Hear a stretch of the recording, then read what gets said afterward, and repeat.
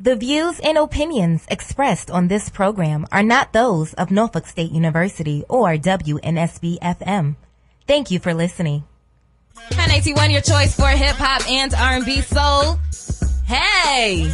Yes, KHILO is here, and it's a brand new episode of Hampton Roads Voices. Oh, yes. So excited about this one. Of course, you know, all throughout the month of February, we've been really having these topics having to do with the Black community, you know, African Americans, for Black History Month, of course. And this week is no different. We're going to wrap it up in a topic I'm pretty sure that you guys will really have fun talking about, okay? So, you know, the first week we talked about the taboo of of mental health in the Black community. You guys really liked that one.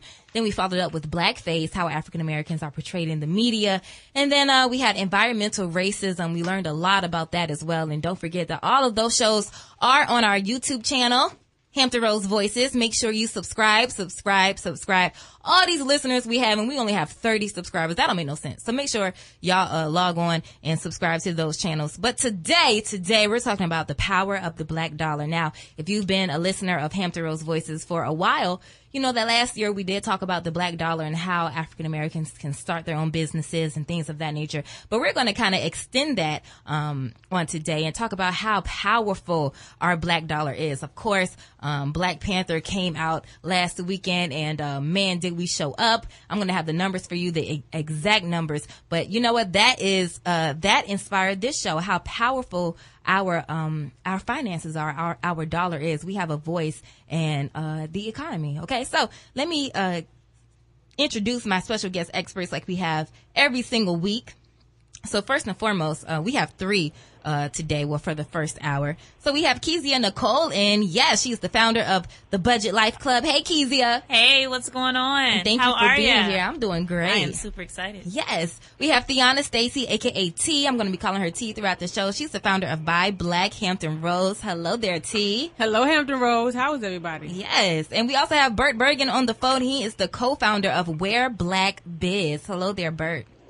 Hey, Hampton Roads family, how's it going? Yes. So, if you all can tell us a little bit about what you do, who you are in regards to the Black dollar, you know, just so everybody can know that you earned your spot here on this show. So we'll start with Keyzia Nicole. Hey, what's going on? I am Keyzia Nicole. I'm founder of the Budget Life Club. I'm excited because I've had the opportunity to really impact my community with financial empowerment and financial literacy. To be quite honest, finances chose me. I wanted to be a newscaster. I majored in radio and television, but then finances, it found me. It was definitely my calling. I started out with a nonprofit organization, actually a couple of nonprofit organizations, where I learned how to do financial budgeting for military service members. I did that for 4 years, just volunteering my time. I learned so much about doing penny by penny budgeting.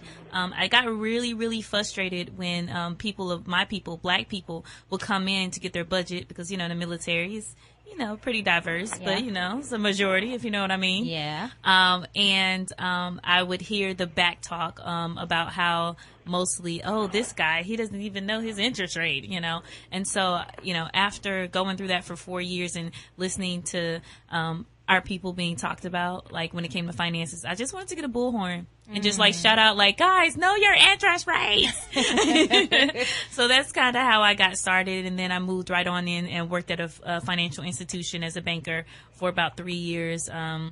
Was a mortgage loan officer, a mortgage underwriter, and I had a chance to see all sides. And then I'm currently now dibbling into collections, so I get a chance to see the other side of how the collection aspect is, and I just go on and just continue to empower people with information. But my favorite is really empowering the youth. I have Smart Money Teens University, where I teach financial literacy to youth. And amongst other hats, but you'll learn about that later. So yes, I'm excited. Tell me a little bit about the Budget Life Club. So the Budget Life Club is pretty much a program where I sit down and I help individuals with budgeting. I'm going to be having an event coming up really soon. I've had one before called Budgeting with Bae, teaching couples. That's cute. Teaching couples how to manage their finances. A lot of time when I would sit down with couples, they wouldn't really be on the same page with finances. And we all know that a healthy home, in this environment needs 2 incomes. And so it's a really good idea to keep that information straight. And then when it comes to Black business, because a lot of people say, okay, business finances and personal finances is one and the same. Because if you're screwing up your personal, what you think your business gonna look like? Exactly. All right. So absolutely, yo. Cool beans. Keyzia and Nicole. All right. And Theonna, Stacy, aka T. T, tell us a little bit about yourself having to do with the Black Dollar, and tell us about the Buy Black Hampton Roads. I guess the Black Dollar. Let's start off with Buy Black Hampton Roads. I designed Buy Black Hampton Roads to help Black consumers meet Black-owned businesses, to help establish a relationship with Black-owned businesses, and also to also showcase how I buy Black myself. So, but besides that, like I said, I am a business major, and I've actually worked with a local Black-owned businesses for about 2 years, and I am a Black-owned business. I own a Black-owned business, two of them, so it's Black all around. Okay, it's Black in business all around. I like that. Okay, and Bert, co-founder of WhereBlackBiz. How you doing, sir? Tell us a little bit about yourself, and what is WhereBlackBiz? Well, I don't think I'm as decorated as the 2 young ladies you have on the show here, but I like to say I have a lot more passion than I have know-how. I usually feel like if I don't know how to do something, there's an expert somewhere, especially an expert within our community that can help us, solve the issues that we all face. And so about 2014, myself and some like-minded individuals, we were attending a lecture by Dr. Umar Johnson at Tidewater Elementary School. And one of the topics of discussion that came up was economics. And Nielsen had came out with a study that said that, of every dollar that we're only spending about 3 to 6% with our own businesses. And, personally, we felt like that was an issue. And so, trying to lean not just on the problem, we wanted to come up with a solution. And so in the past, we had the Black Pages. It was a business directory that kind of pointed everyone in the direction of Black business owners. So, this conversation about the Black Dollar, this is nothing new. And so, we kind of learned from some of the things that the Black Pages did. We did some research. We looked around, and we decided that we were going to start a simple business directory. So this was 2014. And we just personally didn't feel like a directory, so we launched the directory, put everything together, we got incorporated, all that good stuff. And we just felt that the directory wasn't enough. It didn't do enough to raise the awareness of some of the needs that the businesses were facing. And so we, progressed into other things. We started doing events, and then we would invite businesses to sponsor, and that would give the consumers a chance to meet the businesses that they were not already aware of in the community. So that's WhereBlackBiz in short. In short, right? Exactly. All right. So you hear? Oh, Bert, you okay over there? You hear our special guest experts, and so now it's time for you, Hampton Roads. It is called Hampton Roads Voices. Like I say every week, we want to hear from you. 757-823-9110 is the number. You can always get in where you fit in and put your 2 cents in about the power of the Black Dollar. I'm going to go ahead and ask you a question, and I want to hear from you. Does it matter to you personally to buy Black? Why or why not? I want to know. 757-823-9110. We'll be right back with a brand new episode of Hampton Roads Voices, the power of the Black Dollar on Hot 81. Hi 91, your choice for hip hop and R&B soul. Hampton Roads Voices is live right now with KHILO and my special guest experts. We're talking about the power of the black dollar. And we're talking about just that, the power of the black dollar. That is tonight's episode name. So I'm sitting here with Bert, Bergan. I have, he's the co-founder of WhereBlackBiz. I have Theonna, Stacy, a.k.a. T, founder of Buy Black Hampton Roads, and also Keyzia Nicole. She's the founder of the Budget Life Club. And we also have you, Hampton Roads. I posed a question to you. Does it matter to you to buy black? Why and why not? Okay. Of course, this is a safe space here. And also, if you have any questions and want to kind of get to know, you want to ask our panel something, you can definitely do that. 823-9110, 823-9110, and we're going to get to the phone calls. Hi, 91, you're live on the air. Who am I speaking with? This is Mark calling from Norfolk. Hey, Mark from Norfolk. How you doing? I'm doing fantastic and enjoying your show. Look, this past week, PBS had a documentary, We're Rising. And ironically, I think this fits the narrative for the day. They were talking about the genesis of the historical black colleges and university from the beginning to date. And so we know about the sit-ins in Greensboro with the students at AT&T. I wanted to ask your guests, being we're talking about the black dollar, why do each one of them think it was so important as black people at that point in time to try to force our dollars into the Caucasians' register when it was clear that they didn't want to serve us? And do they think that that was a good thing that we finally got the opportunity to spend our money with white businesses and sit at the counter, or was it the opposite of the narrative that it actually hurt our economy and it maybe started a momentum to where we were just accustomed of being able to spend money with other people that didn't look like us? That is a great question, Mark. Thank you. All right, anybody can hop in here. Hey, Mark's my buddy. Hey, Mark, how you doing, man? Hey, how you doing, sir? I'm doing well. I appreciate you adding to the show. I guess I'll jump in and add my 2 cents. I like to say spending $1 is like casting a vote. And, King had said at one point that, after civil rights had went through and, everything was the beginning of everything desegregation began and integration started to take a foothold. He said he kind of felt like he had sold his people into a burning building. And so if we kind of think about that really in depth. So at one point, spending black was the only choice. It was the only choice.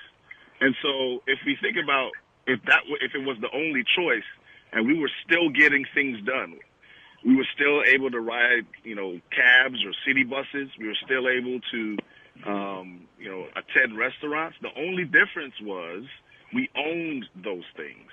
We controlled those things. And with the money that was being generated by those businesses, we can invest back into the communities that matter to us the most. So fast forward, integration took place, and we gave up, economic strength, for social acceptance, and so we pretty much gave up those things. And so now, we're less of being producers and more of being consumers. And while there is still value there that we can, spend our dollars where we want to, because it's like casting a vote. We don't control it. We don't. I think you guys brought up the Black Panther. We don't get to say where Disney spends that $500 million, $500 million that they generated by investing in that film. And so to answer Mark's question, I would say that integrating the dollars has probably done more harm than justice for us. I'm gonna definitely piggyback off of Bert, Mark. I was having a conversation the other day with one of my friends who is the promoter, and he was just determined that he was going to take 100 of chocolate faces and go down to the ocean front and demand that they take our business. And at that point, we definitely had a disagreement, because I'm like, so you mean to tell me we're going to go pay for their kids' colleges and their vacations or nah? Right. Like, absolutely not. I'm not going to force, they're going to accept us at the beach. Like, no. We go where we're wanted. I'm not going to beg someone to take my money. And I think it's a mentality, Mark. Honestly, there is, until we really get to the bottom of the psychological damage of the financial stronghold that society has placed on our people, we're going to continue to think that buying outside of our culture, buying outside of Black is the best. I was also saw the video where they're teaching where it was, I don't know if you saw I think it was either on YouTube or on Facebook, where how you sell to a Negro. Wow. They like flashy things. They like that, they want you to tell them that they look good. And so it's pretty much like a guide on how to entice a Negro to purchase with you, because they understood a long time ago the power of our dollar. We didn't understand the power of our dollar. Wow. So it's a mentality, Mark. And as we continue to have films and have conversations like we're having now, as well as make a stance individually, right? Where do you buy your groceries from right now? Where do you buy when you need gasoline? Where do you get your gasoline from? When you buy lotion, okay, toothpaste, all right? Where are you spending that money just personally? And that's the personal stance that I've made with my own family, being a single mother of 4, of making the decision to pay the extra $2 to $5 to go out and purchase Black. So, good point. All right. And that's how we came up with the name WhereBlackBiz. Yeah.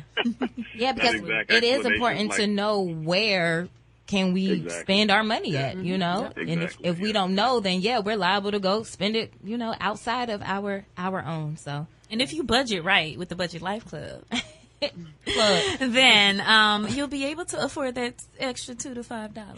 The plug. Thank you, Mark, for calling in. Thank you so much. All righty. Thanks, Mark. We're gonna keep this call going. The call is going. If you want to get in, you can. 757-823-9110. It doesn't matter to you to buy Black. Why or why not? My name is Oscar Smith. Hey, Oscar. You're live on the air. Doing? I'm doing great. I just want to make a statement.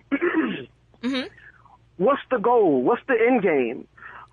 Buy Black to do what? To compete with each other, or to compete against the other races that are over us? We shaking what the are table. we buying Black in the community? Are we buying Black for power, or to keep a nail salon going? Are we buying Black so we can feed ourselves? The essential elements of what keeps the community going. Who controls the water? Who controls the railway? Who controls the high commodity land in the area? What are we buying Black for? What type of businesses are we trying to accumulate? And what's the end game for our people? Just to say that we've done it, just to say that we're buying Black, or to really compete against the other races? Second statement I'm trying to make. If our youth are not engaged in what they're engaged in now, or if they continue to be engaged in this hip-hop, rap, this whole let the heroes be the gangsters, if we continue to skip over that issue, the biggest issue of all, what are we going to do? We can have Black businesses and the youth don't know what to do because they're iPodded out in following, it's not even gangster rap anymore. It's just ignorant rap. And that's what's engaging our youth. And I'm going to say this one point. Jay-Z still had more influence over the youth than Barack Obama. That's a problem. I'm gone. Wow. Well, thank you, sir. Oscar came to shake the table and he left. Yes, he did. Yes. All right. Y'all are more than please. Go ahead, yes, Keyzia. You jumping in that seat, girl. Yo, Oscar, I love it. Like, that was amazing. Like, you said a lot of what I like to say. You said a lot of what is true and what is authentic and what is honest. It's very true that Jay-Z has more influence over our youth than Barack Obama. But guess where we come from, right? Right? We are a people of music. We're a people of passion. We move with the drum beat. We move with all of that. And let's talk about Barack Obama. He's a politician. He's in a world of that was created by European Americans, right? Right. He thrived in that vein. But Jay-Z thrived using, utensils that we've been using for centuries, which is the drum beat and the drum and the rhythm, right? Yes. So of course, naturally, our kids are going to be attracted to something that is natural to them, that comes from our heritage. The society of European America didn't come from our heritage, so they're not going to naturally want to embrace something, something of that sort. So very true. That's a very true statement. But you're right. What are we gonna do with the black dollar? We're buying black. I'm buying my soap, my toothpaste, my hair products, my lotion, all from black-owned businesses. And what does that mean? That's the reason why I love WhereBlackBiz, because it calls the businesses to say, okay, we are connecting with you, but whenever our schools, our communities need something, we can go to those black businesses and ask for those things. And I'm going to say I first noticed the disparity in black businesses when I was back in Dallas. And I'm originally from Dallas. And I can remember my elementary school not having a ceiling, right? And right down the street was a Hispanic community. And their school just built a brand new annex. They got brand new computers. They had brand new classrooms, everything, books, all that stuff. And so I did my investigation. I went down there and found out. I wanted to know what was going on. And what I found out was their businesses that are in their community were able to raise money to match what the school district was providing for them. Wow. Versus my school that I went to, which was predominantly black, did not have businesses in their community. We used to have it. We had a grocery store in our community. We had a furniture store. We had a Payless. We had some other reputable businesses in our community, but they all left. They replaced the great grocery store with a very large hair and weave and, the Chinese store, beauty supply store. And then the furniture store, they turned into a pawn shop. The Payless, they turned into a barbershop. So, and then they had liquor stores on each side. Of course. So when we tried to go to the businesses in the community to raise money for after school programs or to get new computers, they weren't interested because those businesses were run by people of other cultures. So you're absolutely right. There is a call to our black businesses. If we decide to spend with you, how are you going to contribute? How? Back to our into, community. Right, back into our community. Buying black is about building up the black community. And there's different things that this dollar, your dollar does when that does that. One thing, we can, of course, help our children eat.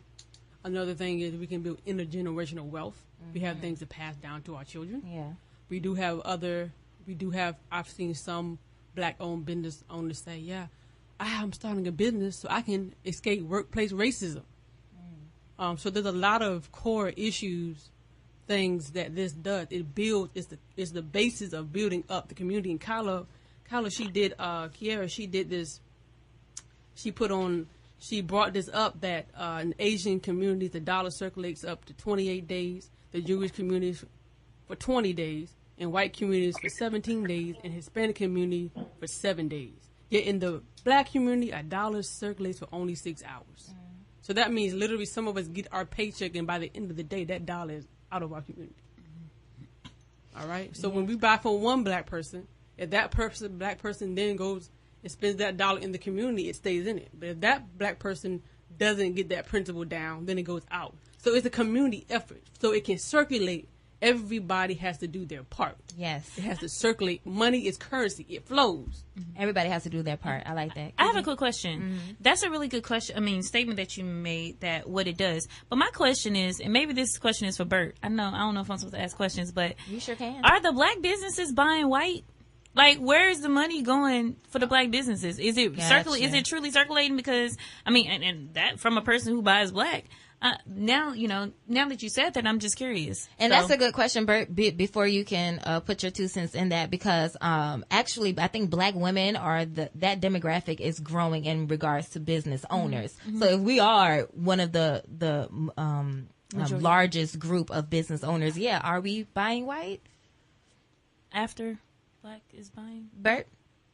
Well, I'd like to, answer that question by saying there is no question that we over-index in certain industries. We over-index in the hair care industry. We have tons of salons and tons of barbershops. We over-index perhaps in the soul food space. But let me preface it by saying this: if to answer that brother's question, it's really the reason why we spend. We encourage spending collectively because it helps us to solve our problems. Right. It's not enough to say, okay, the government's going to provide me with housing, to provide me with an EBT card. It's spending where we have the advantage helps us to solve our own issues without having to go and beg someone else to solve our own issues. Because quite truthfully, economics comes before effective politics. You can't have effective politics without effective economics. Because if you think about, let's take Jay Jones, for example. I think he ran for the 89th district, right? That brother raised over 6 figures for his campaign. Wow. Think about every single politician that runs for any significant office. They raise a lot of money, and the money they raise becomes, the focus of the conversation. So if you're going to have effective politics, so that we can have effective laws drafted on our behalf, you have to have effective economics. And so, while our struggle is a dynamic one, it's not a simple answer. There is no simple answer to this. But the fact of the matter is, this isn't anything new. This has happened before. And so if you have a problem with your body and you go to the doctor, the first question they're going to ask you is, what is your family's history of this? And I don't like, I don't like to focus on the problems, because, as a student of history, we've been here before. And, we've had problems that we've had to address before. And some of the problems still look the same. And so we've had major movements and we've had major conversations. But one of the conversations that we have not had in a major way, in a mainstream way, is a conversation of cooperative and collective economics. That conversation, while it may exist, has not taken the main stage. It has not taken the big stage. Yeah. And it needs to happen. Yeah. It has to happen because every time we spend $1 outside our community, we send other children, not our children, to the best schools. Yep. They live in the best neighborhoods. Yep. They drive the best cars, and they set their families up for a bright future. And so that's why we spend where we have the advantage. And going back to the question, historically, we spent with black suppliers, but for a long time, economics has not been the conversation. The conversation has been go to school, get a good job, buy a nice house, get married, and retire, and, just focus on your own stuff. We need to have more conversations like this, more conversations on platforms that are sensitive to us, sensitive to to what we want to talk about, and more about the solution rather than the problems, because you just turn on the 6 o'clock news and you see a brother with a mic in his hand, you cross your fingers, he sounds articulate, So we have, we can talk about problems all day long till we're blue in the face. Yeah, well, I can't be blue in the face. True story. I thought they go there. I just want everybody to remember that we just gotta have more conversations like this. I really appreciate. Thank you so much, KHILO and NSU for having us on, because we need more platforms where the brightest minds in the community, like Keyzia and T, can come together and have that conversation. Right. What are we going to do to address the issues that we see?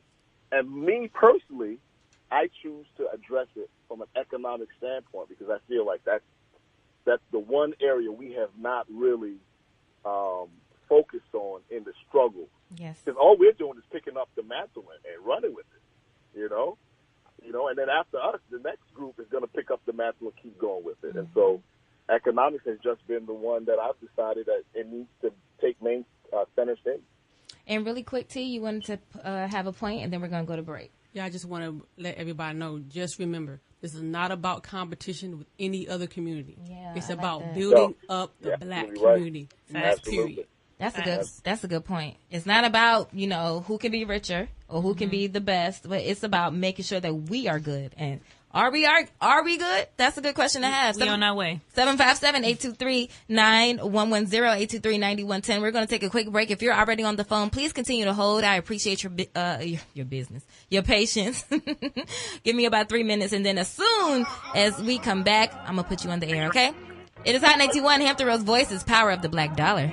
Hot 91, your choice for hip-hop and R&B soul. KHILO is here with a brand new episode of Hampton Roads Voices. Oh, yes. And we're talking about the power of the black dollar. I have special guest experts with me today. Keyzia Nicole, she's the founder of the Budget Life Club. I have T, she's the founder of Buy Black Hampton Roads. And also Bert Bergan, he's the co-founder of WhereBlackBiz. And this conversation we hop right into it, okay? And we also have you, Hampton Roads. Of course, we want to hear your voice. 757-823-9110, 823-9110. And thank you for staying on hold, because I know we have a few callers on hold. So let's get to it, okay? Hi, 91, you're live on the air. Who am I speaking with? How you doing? My name is Corey. Hey, Corey. How you doing? Where you calling from? Corey. Okay. I was going to say, comment.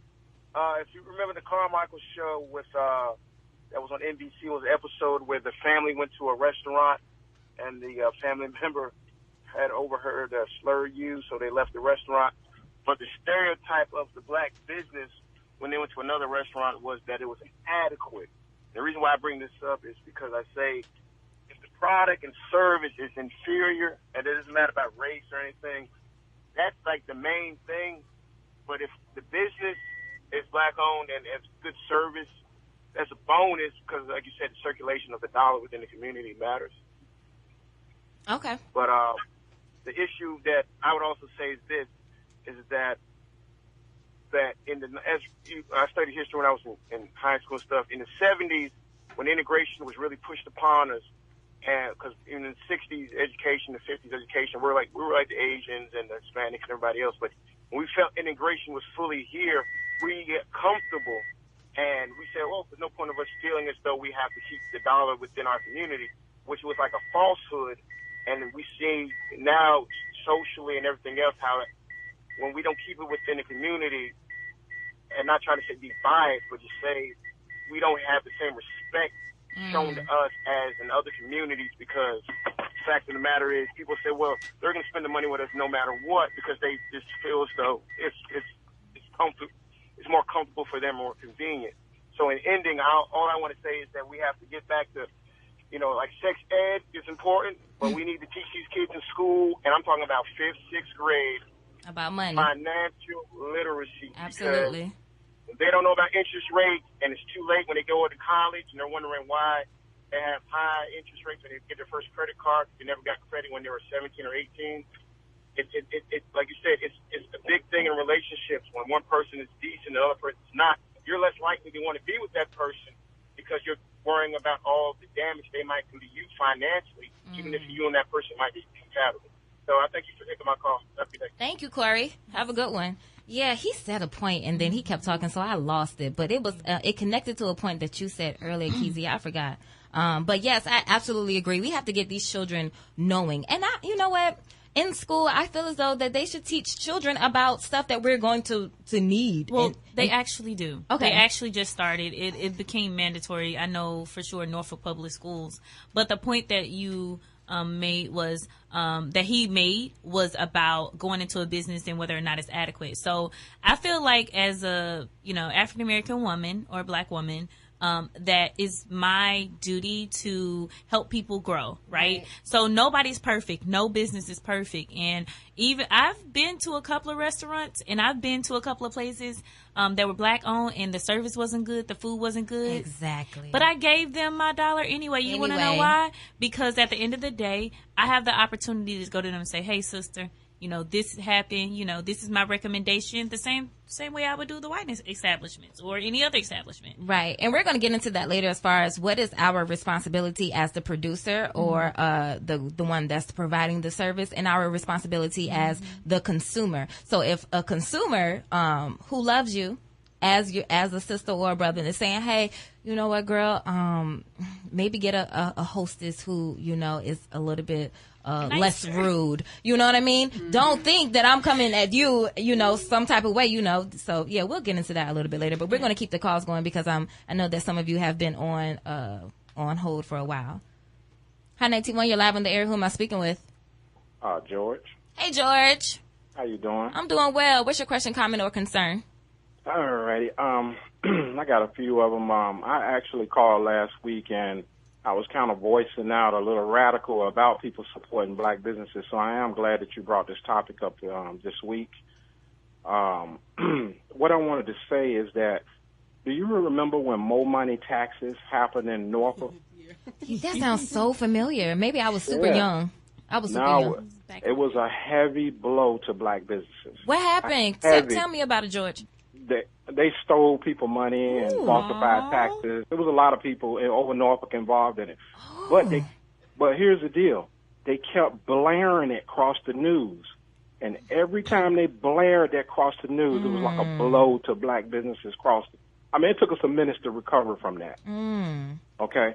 So my point with that is when the news do something like that, we need to get out there and protest about that because they're hurting our community when they do that. Yes. That's one topic I want to talk about. The other one I want to elaborate on.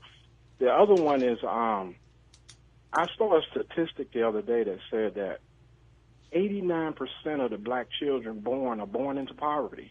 There was no money left over for you. You got to start from the bottom. And if I'm not mistaken, it's higher percentage than that. And these are things we're talking about on the economic level. Okay? I'm going to throw this in the pot, and that's going to be it. At the end of time, everybody going to ask God and say, hey, why we had to struggle like this? And you know what he's going to say? What are you going to say? Oh, it was a whole bunch of y'all that had money. Why y'all didn't help each other? All right, George. And I'm done. Thank you, George. I appreciate your comments. All right. All righty. Take care. Yeah, that was good stuff, George, and even the caller before that. But one of the conversations that needs to be had is that, in reference to education and even business practices, is that they have to be tailored to meet and solve our issues. They really do. I think I was listening to a show maybe 2 weeks ago, and the podcast, and the person brought up that it was actually I was watching the video on YouTube with Dr. Amos Wilson, one of the powerful ancestors that kind of tailored the conversation about how we should be proceeding in society today. And he said that the business practices and the education has to be designed to solve our problems, just like back in when they had, you guys, I don't know if you guys are familiar with the Manhattan Project, when there was a race to create an atomic bomb. They brought together the sharpest minds from around the globe and concentrated them in Tennessee, and they created an atomic bomb. They created a weapon of mass destruction. We have to do the same thing along the lines with our HBCUs, like everything with the word black in it, from the 50s, 60s, 40s, was designed to solve our direct problems. Yes. Not to solve the problems of minorities, to solve the problems of melanated people. It was focused. It was direct. And so we have to do the same thing. We need to bring together the sharpest minds. And so one of the things that, Black Brand, the Hampton Roads Business Chamber is trying to do is create a pinch point, create a place where we can aggregate our dollars and focus them in places we want to focus them. Bring together the sharpest people within the community to have a strong conversation, because the activists, the people in the streets hollering and screaming, they need think tanks to bring them the information. They need an economic base, so when they are, activating for days and months of a time, that they can be supported financially, because no one's going to act outside of their own interest. These big businesses like the nonprofits in our community, turn to for sponsors are going to fund nonprofits that don't, share their interests. Mm-hmm. And so if we want our interests to be taken care of, we have to spend our dollars where those businesses are more likely to give it back to us to do the work that Keyzia does. Agreed. To do the work that Key does. To do the work that some of the other nonprofits out there do, like what's the Trust organization, Keyzia? Novel Views. Right, and yes. Karen Daly. Yes, Youth Earn and Learn. Youth Earn and Learn. Yep. We have to, our business practices, and so if our customer service is lacking, it has to be tailored to serve the needs of their consumers. If our education is lacking, it has to be tailored to solve the problems. And so I motion, that we form our Manhattan-like project. Mm-hmm. We need a Manhattan-like project where we bring together the sharpest minds. I think the conversation of the day used to be the talented 10 are supposed to be the ones lifting those that aren't so talented. Yeah. You know what I'm saying? Yeah, Bert. And so we need a weapon of mass empowerment that we produce, not just given to us by someone else, but we have to create our own weapon. I absolutely agree. Let's get back to these phone lines. Thank you so much for holding. Hi, 921, you're live on the air. Who am I speaking with? Hello, my name is Shauna Russell. Hi, Shauna, you're live on the air. How are you? Oh, wow. Well, yes, I was listening to you guys, and, you really touched my heart with this conversation because my husband and I are both business owners in the community. I have an organization that's called Ladies of Virtuous Empowerment, and it's called Love Nation.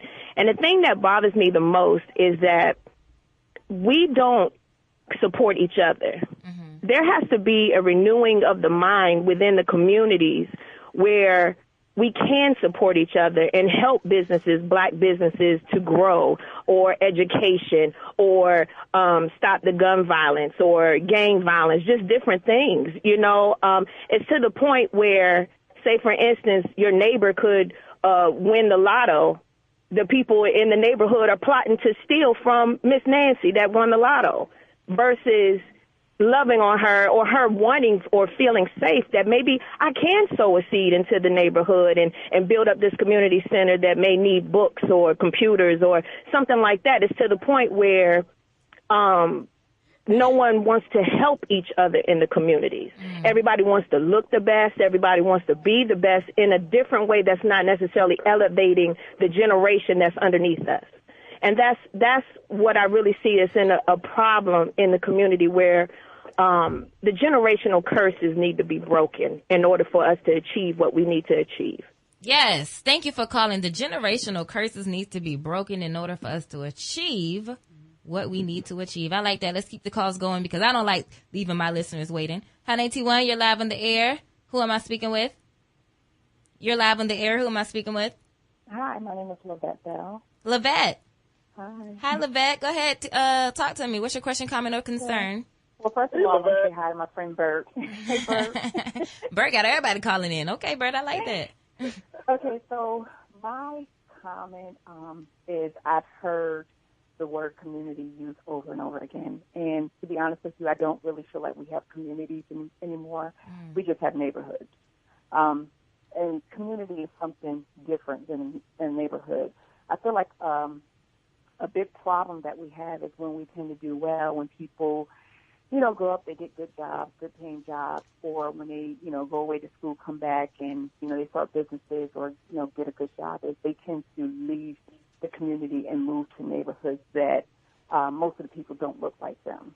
So I really feel like black flight is a problem, and that is probably one of the biggest reasons why we don't have the communities and we don't have that economical strength that other communities have. Well, go ahead. No, I'm sorry. Go ahead, Lavette. And the support, I try to go out of my way to support black businesses because I feel like we have an obligation to each other to do that. And, I'm always talking to my family member and friends. It's funny because they give me the nickname Sister Soldier because they think it's just so funny. and that's weird that they think that they don't think the same way. Right, exactly. I've had friends that I sell real estate. I'm a realtor. I sell a lot of properties in Norfolk. I live in Park Place. I chose to live here. I'm not here by circumstance. I chose to live in Park Place. I came here almost 10 years ago. And, when I decided to move to this neighborhood, my girlfriends, they lived in, I guess, other neighborhoods that were considered better than Park Place. They thought I was crazy. I gave up my big home in Crystal Lake and Portsmouth and moved to Park Place because this is where I wanted to be. I felt connected to this neighborhood. Good for you. Because I come from a similar neighborhood like this. I'm originally from Albany, New York, so it just reminded me of home. And I just felt like I had something to bring to add to this neighborhood. Like I said, I do sell real estate, and it's very hurtful, and it only comes from my people, and specifically friends who won't refer people to me unless unless I try to pay them. They want me to pay them. I refuse to do that. I've sold, houses to friends who wanted like a, kickback on a commission. I'm just like, wow, I don't understand that mentality, but it happens. And I've actually had conversations with white realtors, and I've asked them, does this happen to you? And they're like, no. Oh my God, I can't even believe that somebody, and I've had conversations with black realtors, and I've asked them, has this happened to you? They're like, oh yeah, girl, all the time. You know what I'm saying? So it's like our own people won't support us unless they're getting something out of it. Like they're afraid for me to get further in life than they are.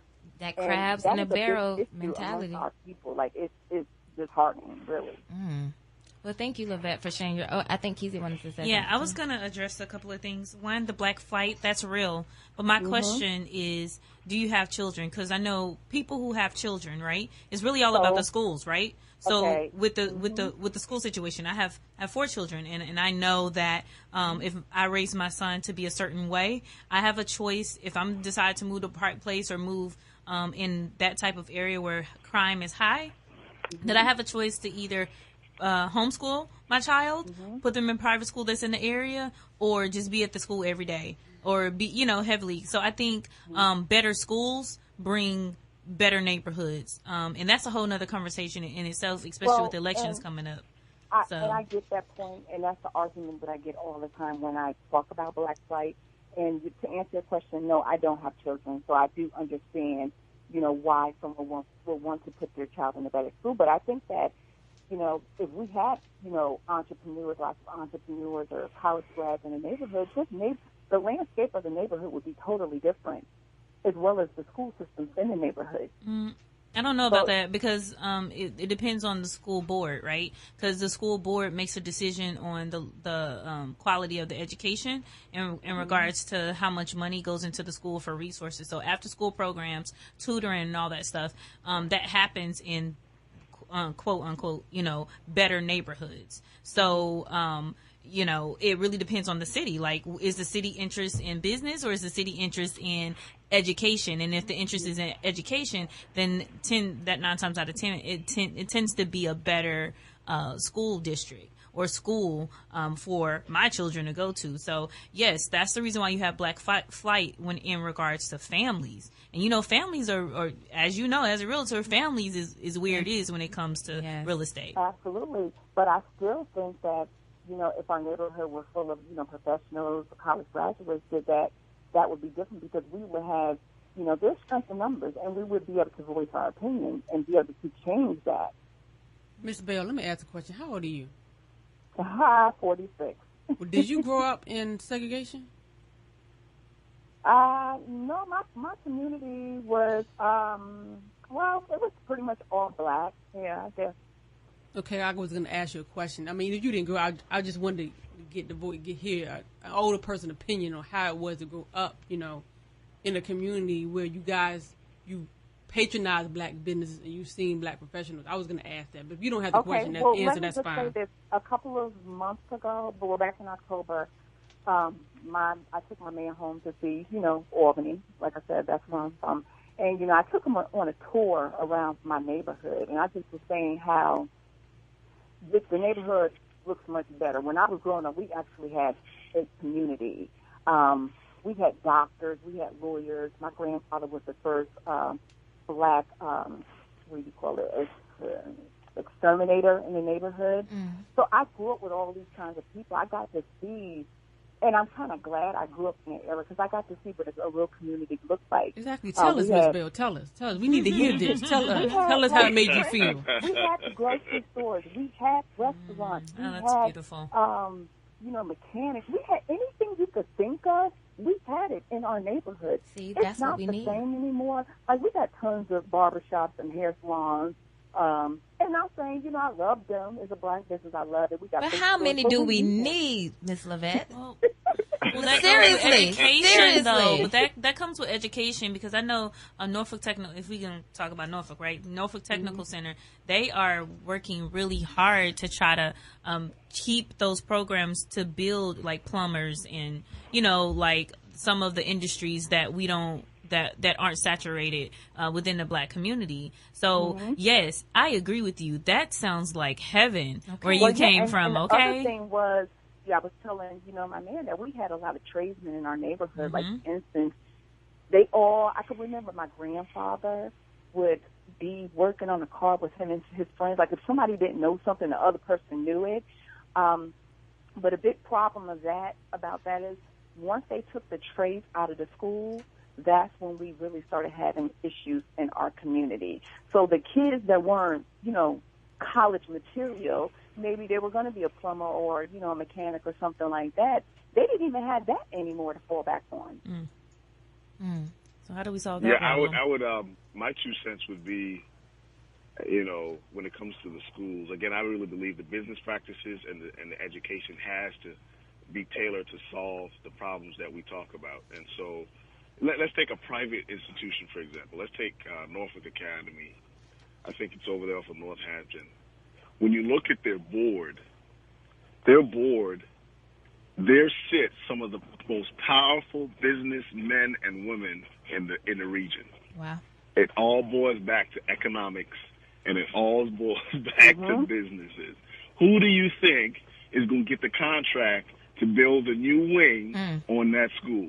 It's going to be one of those board members sitting on that board. Absolutely. When Old Dominion said we're going to redo Foreman Field, right? They said whoever donated the first $1 million, we're going to put their name on the stadium. Now, I want you to do some homework, Hampton Roads. Tell me whose name is on Foreman Field, and there you will find the first person to give them $1 million to redo that stadium. No matter how we cut it, how we slice it, how we dice it, it's the money. It's the money. It's the money. No matter who's sitting on the board, it's been influenced by somebody with money. Who's sitting in office? It's been influenced by someone with the money, with the checkbook. The crime is influenced by the lack of money. It's about the money. And so we just have to do the best we can, because it's, again, everything we talk about is nothing new. And the elders always beat me up. I sent out a newsletter, and I think one of the brothers, he was like, could you please stop saying that?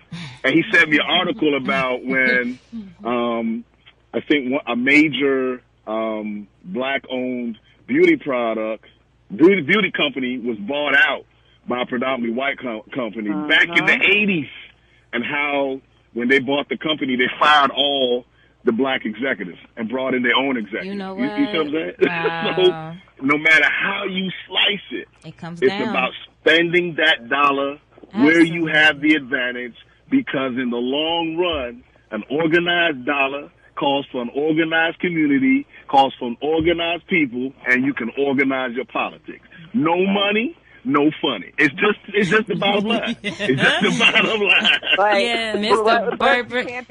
Can't be woke and broke, right? That's right. I love it, Levette. Thank you so much, Levette, for calling. I really, really appreciate it, Levette. And Bert Bergan, everybody, Bergan, excuse me, he has to go. He has another event to attend. But please, Bert, if you can throw out all of the contact information, your social media handles, all of that, we want to hear it. What is it? For sure. WhereBlackBiz, Facebook, WHERE, the word black and the word biz all together. Our corporate number is 757-550-0321. IG is at WhereBlackBiz 757. And then our text message club, the same thing. You can text the word WhereBlackBiz to 55469. 55469. Okay, Mm-hmm. write that down. Okay. Bert, Bergan, everyone, you are phenomenal. Thank you so much for having me. I'm sorry, Appreciate Bert. it. One more time. 5. Yeah, text the word WhereBlackBiz all together, WhereBlackBiz, to 55469. Gotcha. Okay, we're going to put that on our Facebook as well, everyone. Bye. Yes. Bert Bergan, we're going to have you again. Thank you, sir. Take care. Thank you for having me. Absolutely. See you, T. See you later. And we're going to continue this conversation when we return. We're having such a great one. 757-823-9110. If you have been on hold, I do apologize. As you can see, we've been talking. Okay. So if you want to hold on, you can, but if you want to hang up and then call back, you can do that as well, because we're going to take a little break here. So make sure you keep it locked to this Hampton Roads Voices, Power of the Black Dollar on Hot 81. Yes, Hot 81, your choice for hip hop and R&B soul. Hampton Roads Voices is live right now. KHILO is here. And we're having a really good time talking about Power of the Black Dollar. Okay, so we already know Black Panther came out in theaters last weekend, and it did exceptional. Okay, right now it is sitting at $520.1 million worldwide. So that kind of shows, well, not kind of, it definitely shows that when we show up, we really, really show up. So why not show up in a smaller, realm or on a smaller level for ourselves and our community, starting right here in Hampton Roads, okay? Our communities in Norfolk and Chesapeake and Portsmouth and Newport News and Hampton. Absolutely. We have a really strong presence here. We as in African Americans, we have a really big black population here. So let's support our own. There's plenty of black businesses that are around. So that's what we're talking about. What we can do with our dollar, how important it is, the effects of spending black and why we should do it. Or, a guy called in and said why we probably shouldn't do it. What's the point? So yes, we are taking your opinions, your 2 cents, all of that. 757-823-9110. 823-9110 is the number, and I want to hear from you. We have, do we have any? Yeah, one caller on the line. Okay. Let's get to it. Hi, 81, you're live on the air. Who am I speaking with? Yes, my name is TJ, and I'm from Norfolk. Hey, TJ from Norfolk. So talk to me. What's your question, comment, or concern? My comment and concern is that I think that part of the reason that we don't have a foundation is that we don't teach a lot of people, our youth especially, about our financial power. Like, I'm 27, and just recently I've started saving up money to start a foundation like that, but you don't hear in schools about, like, Mansa Musa, who had so much gold he devalued it. You don't hear about Marcus Garvey's Black Star Line. And you don't hear about all these other black millionaires or Tulsa, Oklahoma. And I think one of the things you can get that started with is that, ask a black youth, why do you think all these other people keep marketing towards us? And then ask them this other question. How much money do you think we have as a people? And why do you think it is that we remain poor despite having X amount of dollars?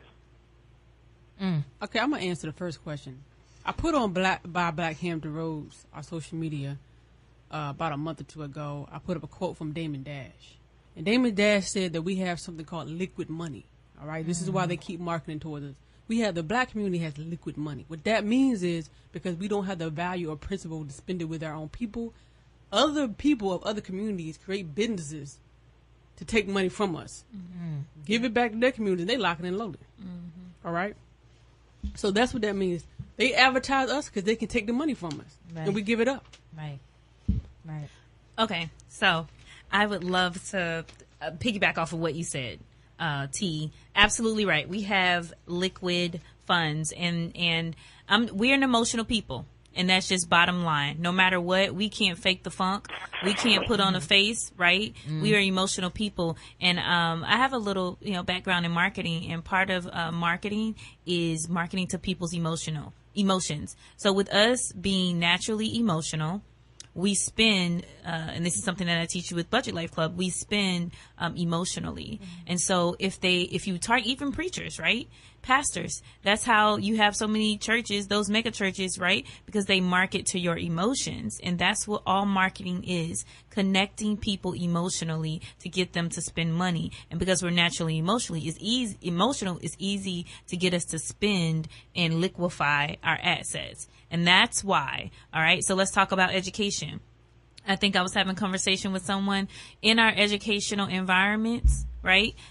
As a people, as a culture, you know what we do? We depend on the schools to teach our children, right? Exactly. And I'm not gonna lie. I was up until a few years ago, I was a parent that totally depended on the school to educate my children. And so because as a culture of people, we choose to depend on the educational system to educate our children, we don't get a choice in what they learn. So you saying you just now, learning about to save up, you just learning about finances, or I may be wrong about what you said, but you're 27 and your parents, what were their stance on teaching you anything outside of finances? Okay, let's take it back to them. What did their parents teach them? So it's a generational thing. So I'm not one to just talk about the problem.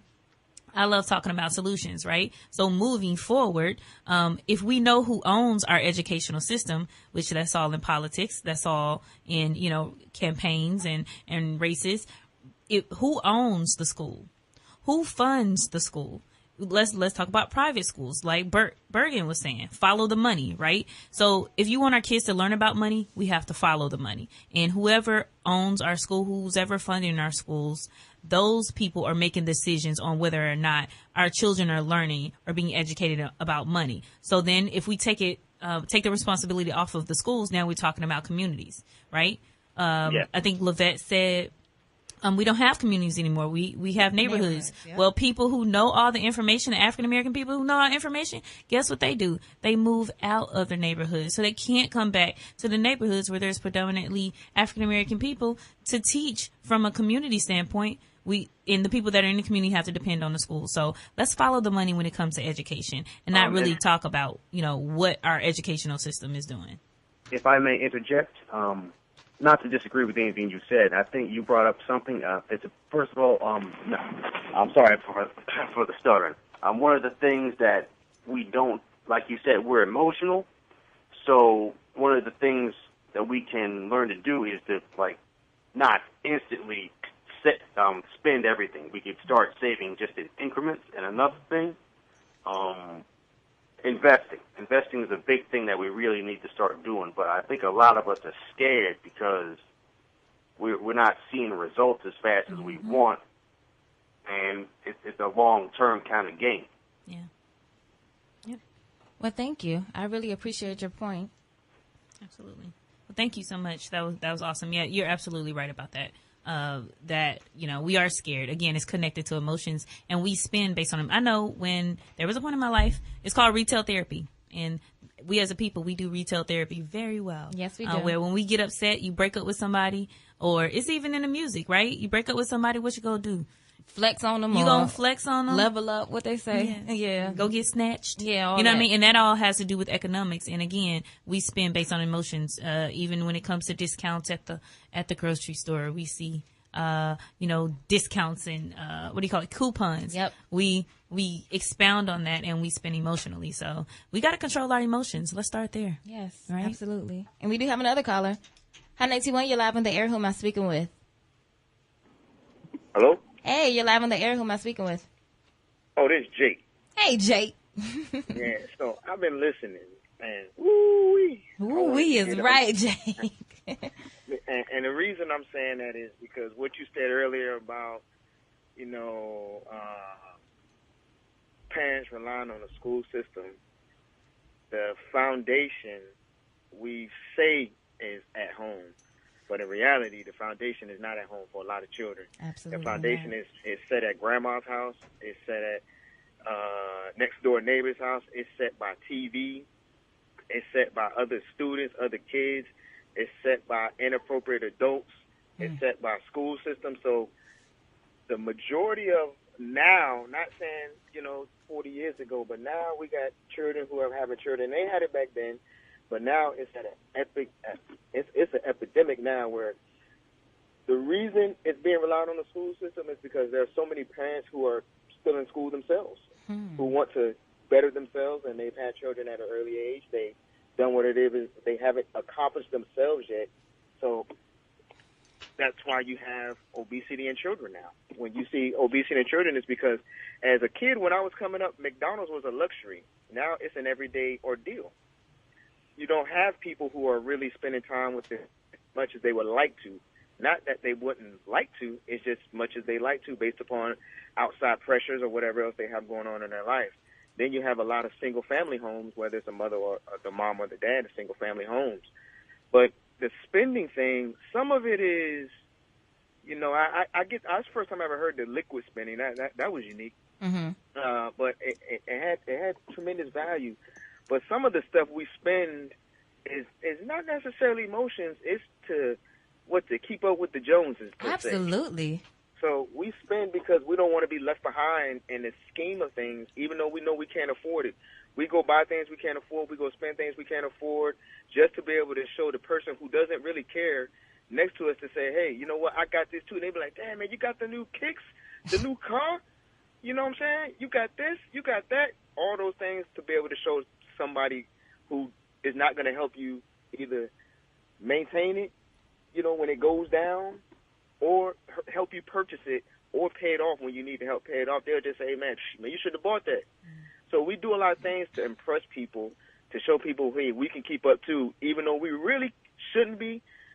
But that's just the reality of some things the way I see it. Makes us feel good. Yeah, and that's still an emotion. Thank you, Jake, for your comment. That's still an emotion. Oh, that's like coveting, a little bit of jealousy. Hey, I gotta get that. She can't be looking better than me, or she can't be living in a bigger house than me. So yeah, let's get into solutions. All right. So solutions. What can we do to empower our economic state? We know that there's something is, off with it, and just like every, different, aspects or different facets of the Black struggle, and I don't even like to say struggle, but the Black journey, is one of the things that we have to work on. So we're going to get into that when we return. Okay. More breaks, more music. Hampton Roads Voices, a very live and brand new episode, The Power of the Black Dollar. I have Keyzia and Nicole here, and also T.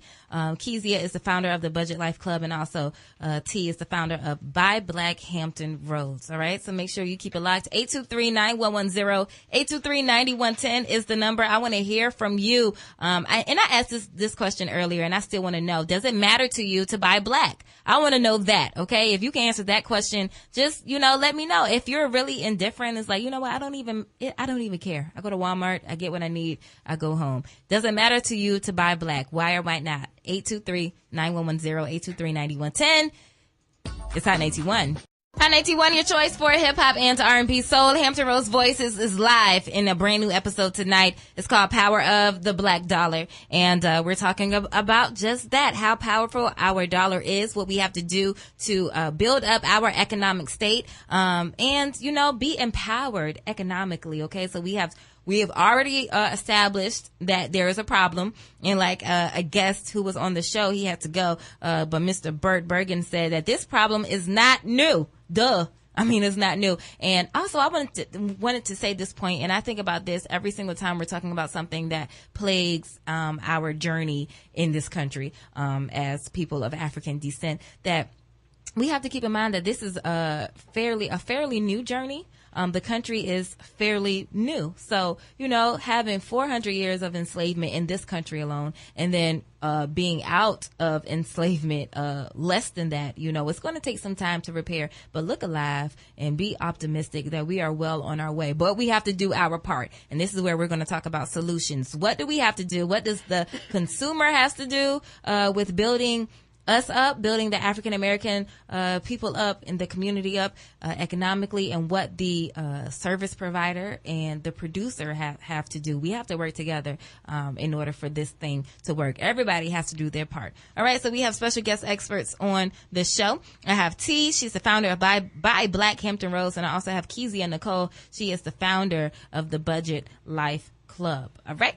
All right. Don't forget that we to share your thoughts and questions on Facebook and Twitter. You can use the hashtag HRV. We haven't been doing that, but we're going to get into that, okay? And don't forget to make sure you call us in and tell us, how you feel about this whole entire topic. I posed a question to you. Well, it doesn't matter to buy black. I don't know why. What's wrong with me today? I feel, a little off, but it's okay. Doesn't matter to buy black to you. And I want to know why. Why not? Does it matter? Yes, I buy black and this is important to me because, or, it really doesn't matter to buy black. I mean, I spend my money where I spend my money and this is why. I want to know. 823-9110, 823-9110, and we do have a phone call. All right, let's get to it. Hi, 91, you're live on the air. Who am I speaking with? This is Courtney. Hey, Courtney. What's your question, comment, or concern? My comment is about spending my money with the black community. I actually want to, and I try to, but the problem is it's on both ends, actually, that we make it hard as a people to buy. Like, the actual spending with other black people, we kind of make it hard. You want to buy black products and goods, but you also don't want to pay for attitude. So I think that that's something that we have to work on. And also, as a customer, you can't always expect a hookup. Right. When it comes down to it, you have to be willing to. If you wouldn't go into a non-white establishment and expect a hookup. So why just because you go into a black establishment, you expect that? Mm-hmm. Thank you, Courtney. That's just my opinion. No, thank you. I appreciate you calling in. All right. Yeah, I mean, the last time we had the show about the black dollar last year, people said that, it's hard to shop black. And you know what? He's not entirely, that's not entirely not true. It's not entirely a lie that there is a little bit of, you get, this thing with us sometimes. It's like we're in competition and we have attitude with each other. And yeah, like we want to support. But come on, sister, help me help you. I'm trying to put money in your pocket. Please be professional. Please be on time. If you say if my appointment starts at 3:00, that's what I want. You know what I mean? Things of that nature. And sometimes you don't get that of other races. Now, does that mean I'm not going to continue to buy black? Absolutely not. I want to continue to support my people, but can my people support me sometimes? And I do understand where he is coming from. But I want to say something, Mike. We have to get off the negativity issue. That's the first thing that comes up is this attitude thing. We all know what the underlying meaning of that is. We all know who gets the shot when it comes to the attitude in the community. If you don't like the business, there's always an equivalent business. So if you don't like this soul food restaurant, there's another soul food restaurant, and they're gonna do a great job. I've been intentionally buying black for a year. It has been the most therapeutic process I've gone on. It helps my mind, helps my psyche, it helps my children, it helps my family. I have met some of the greatest black business owners on the face of this planet. Black people have good attitudes. Yes. We have one control that narrative. Thank you for that. It is not true that nobody in no other community don't treat us bad. That's true. All right, we got to get that out of here. Yeah, we have got to stop that. We got to stop. This is not anything on the last caller because everybody says this. Of course. All right, we got to get this attitude thing, this negative thing, and start saying, you know what, I'm going to be benevolent towards my people. Because let's be honest, what the other communities do, even if that person's bad, they're going to get that even you're nicer than that, you're not in that community, you might be better than that person, but they're going to get that person, that bad person that they don't like in their community, that dollar every time because it's going to stay in their community. That's how they operate. Well, so we have to make sure give black people, give our people a chance. If you don't like the attitude of this person, there's always an equivalent person. I have most, if not all the businesses I cover, the business owners are great people. They're wonderful people. Get to know them, talk to them. Sometimes we have bad days. It's hard for us out here. Everybody's stressed out. All of us are oppressed. We got to be benevolent towards each other and respect each other. This is a greater community issue. It ain't just to buy black. It's a greater community issue. Just like Dick Gregory said, we don't have a community. That's the problem. We've been marginalized. We've been oppressed. We've been abused. We all out here fighting and struggling. We got to just band together and get this right. I like that. Thank you for that. Absolutely. I agree with T. we really do have to start. That's the one thing I can't stand to listen to when I do listen to this conversation is all the negativity that's been psychologically brainwashed. You have to remember, I forgot the last caller's name. Courtney, you have to remember that there was a movement by non-black systems to put a media and control the narrative to teach black people that we have bad attitudes, right? Everything is about media. Everything is about controlling the narrative. And I think we were having the conversation offline that if we don't control the narrative, then they tell you what is nice. They tell you what is good. They tell you who has the best service. And I can remember the documentary that Chris Rock did, but there's another one that came out before he did called Good Hair. And what the Chinese black supply owners would do is they would take products that black women would make. They would take them back to China, remake them because they're not under the same laws when it comes to patents and trademarks. They would bring it back. And then when a black woman comes inside the store, they'll say, don't buy that one anymore. It's no good.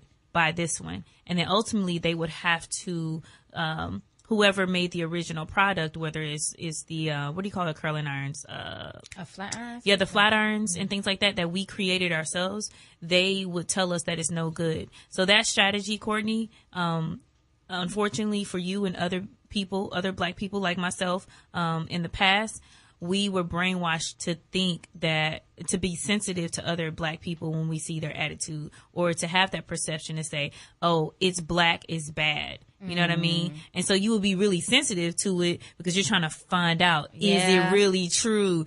Do black women really have bad attitudes? That's the point. You know what I'm saying? When really it's our general makeup, right? Or if you're expecting it, if you're walking into the store knowing that, you know what, or you just have it on your mind that you are about to get an attitude from a black woman. If she does something, then oh, she has attitude. So I appreciate that. Yeah. I do appreciate that. Yeah, and and again, like T said, let's stop really focusing on, let's speak what we want into existence, right? Let's call it what it is. And if it isn't exactly the perfect service, that's where I think you said that we're going to get to, coming up with ways on how we're going to deal with the conflict management piece. Because again, we're emotional people. Yeah. So let's get into it. What, in your opinion, ladies, what should the black consumer, what is the responsibilities of the black consumer, and the black provider, the black producer, to make sure that we both are working together cohesively to build us up economically? So there's no one answer to that question, right? There's a lot of there's so many attacks on our community that it all boils down to economics. Like Bert Bergan was saying, follow the money. Money, right? I know for churches and politicians, they have us focusing on like the social aspect, when really the conversation we should be having is the economic aspect. Anything that you can think of that's an issue in our community, let's talk about black business, right? Let's talk about quality of black businesses.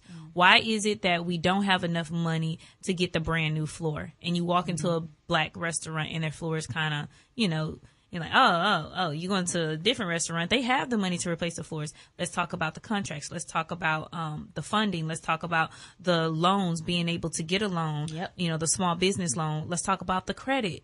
Let's talk about the ability to become certified, or have the ability to go and get the money that we need to, get the money to put in a brand new floor. So I think a solution would be to let's start with having the conversations with our lawmakers, because some of the laws that are put into place prevent us to be able to get some of the funding that we need, as well as be able to get what we need to grow academically to even, get to the point where we can offer certain services. So I think really focusing on the financial conversation when it comes to politics versus the social aspect of it is a good solution. So who's in office will really influence how this thing goes in our favor. Right.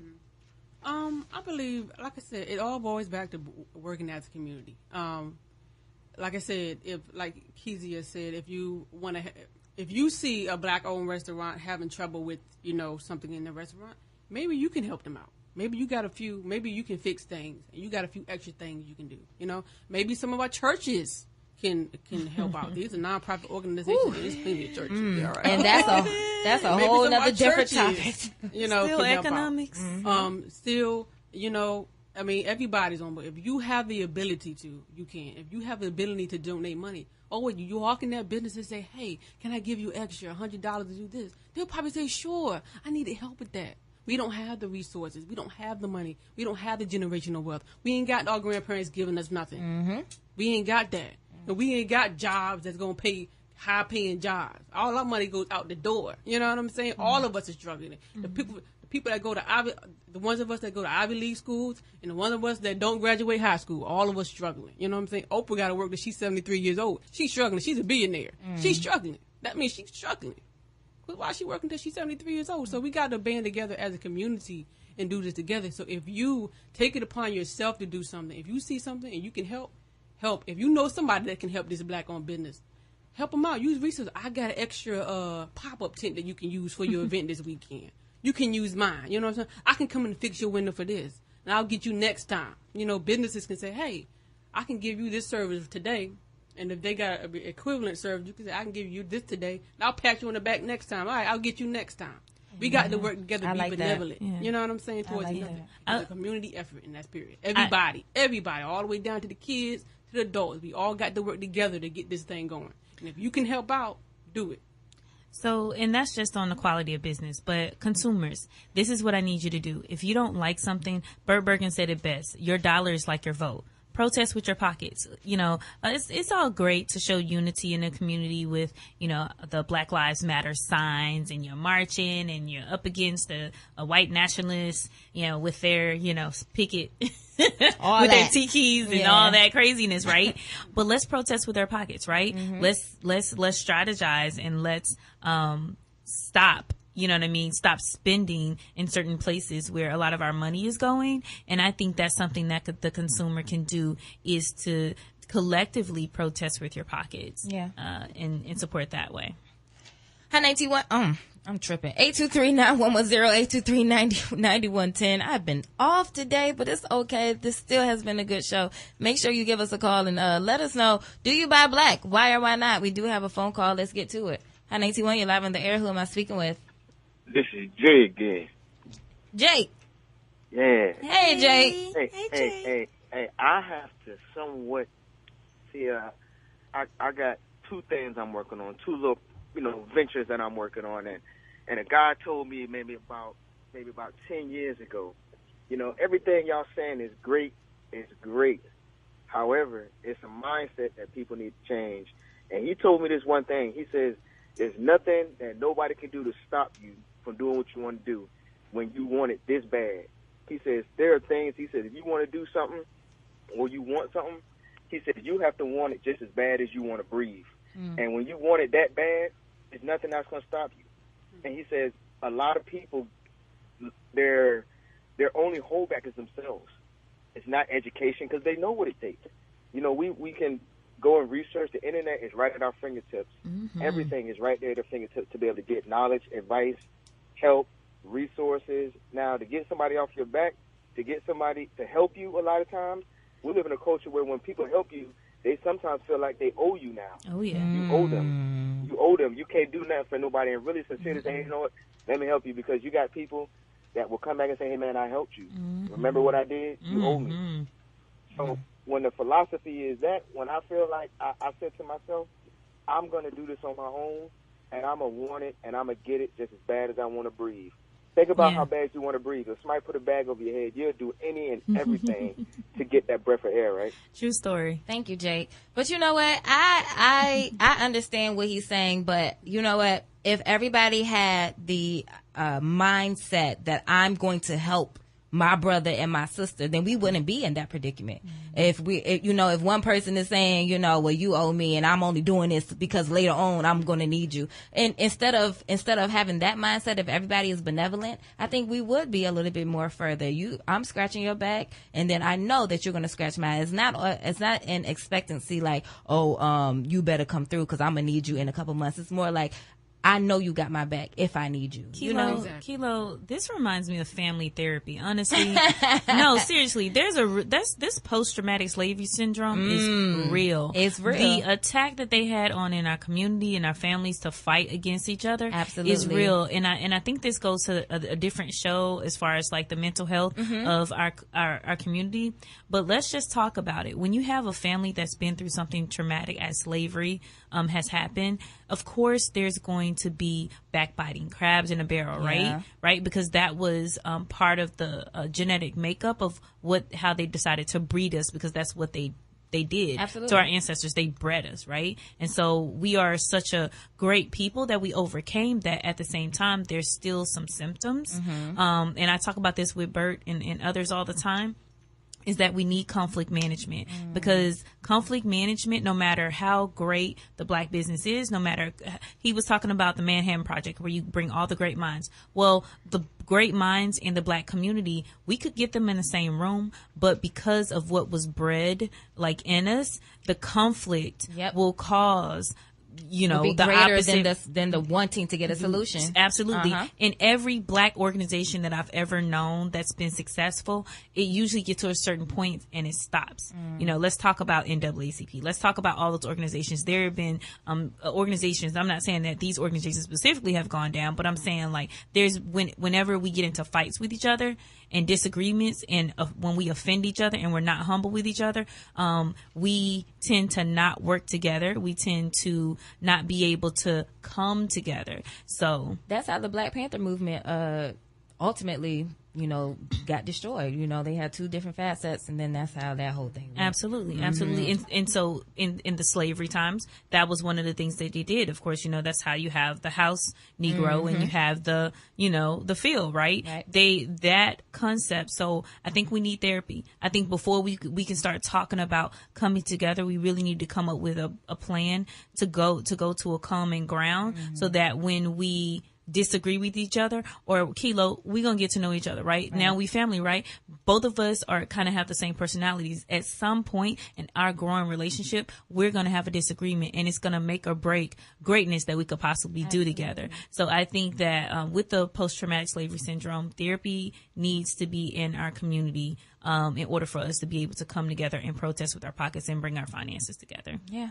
I mean, look at Dr. Umar. I think Dr. Umar and all these other great activists, they get into it with each other. And then we sitting here talking about the gang members in Norfolk telling them to stop fighting with the rivalry, right? But we got two greats, influential Black men, that have a disagreement, and how do they handle it, right? So I think at the end of the day, no matter who comes together, no matter what we do together, we got to really have that conversation about, okay, what's the game plan if we get into it? Right. What's the game plan if you say something out the way behind my back? How are we still going to work together and moving forward when, you do something shady to me, or you do something to make me not trust you, right? How do we Can we still work together? Can our Black businesses still come together when we have distrust, things that were inbred in us through slavery? I think, Jake, you made a good point when you insinuated that we have got to have the value system to buy from each other.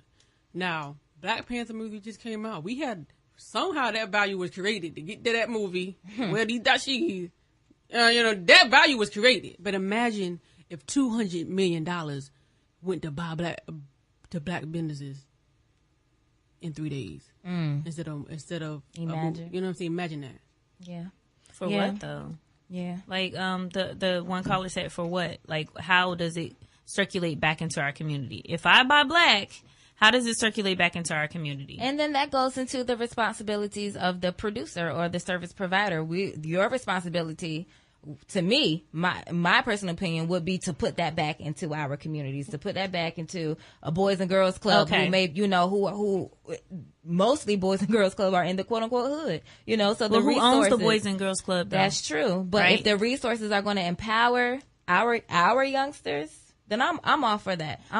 If the end result is empowering us, I'm for it. That's right, KHILO. You got it right. And I'm gonna piggyback off of what you said, because you brought up a very good point. Boys and Girls Club. I don't know the history of Boys and Girls Club and the YMCA and all those other places, right? But we have some grassroots nonprofit organizations and youth programs that could use our funds. I am absolutely tired of seeing organizations raise money for organizations who are already established and not committing to the community groups that are in our neighborhoods that actually have the hands-on relationship with our young people. And that brings us back, right? The producers. So that means that the businesses that we go buy Black from, it's their responsibility to connect with the community organizations and ask them the question, is there anything I can provide for you?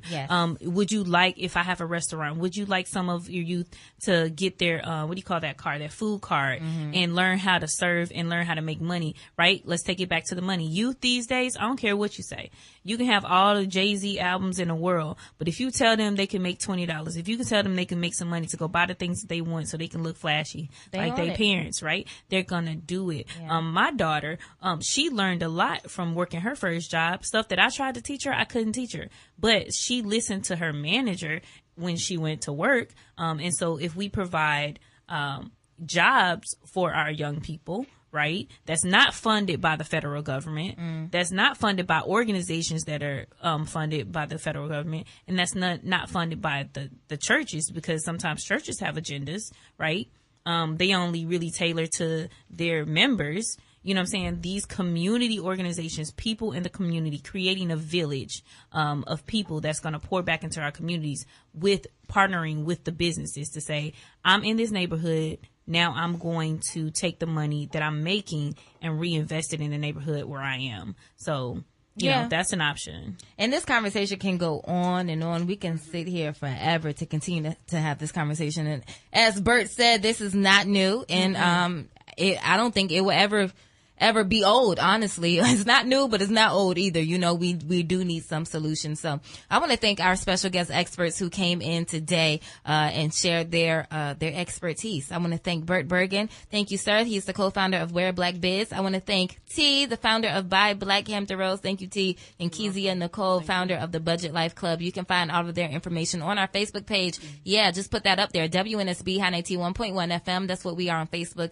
WNSB High 91.1 FM. If we didn't get to your call, I'm so sorry. It's only a 2-hour show. And when we do topics like this, we probably need all night long to really talk about this. Don't forget to subscribe to our YouTube channel, Hampton Roads Voices. Last week's episode, environmental racism, is up there. And as heavy as environmental racism is, I know that you have to go back and listen and dissect it and really, soak all that information in. Okay. What else I gotta say? Oh, Sunday. Don't forget that we are rebroadcasting this show Sunday at noon, 12 noon. And don't forget to follow me on Instagram at Kilogram, at KHILOGRAM, to, see where I am out and about in the community and to keep up with Hot 91 as well. Okay. All right.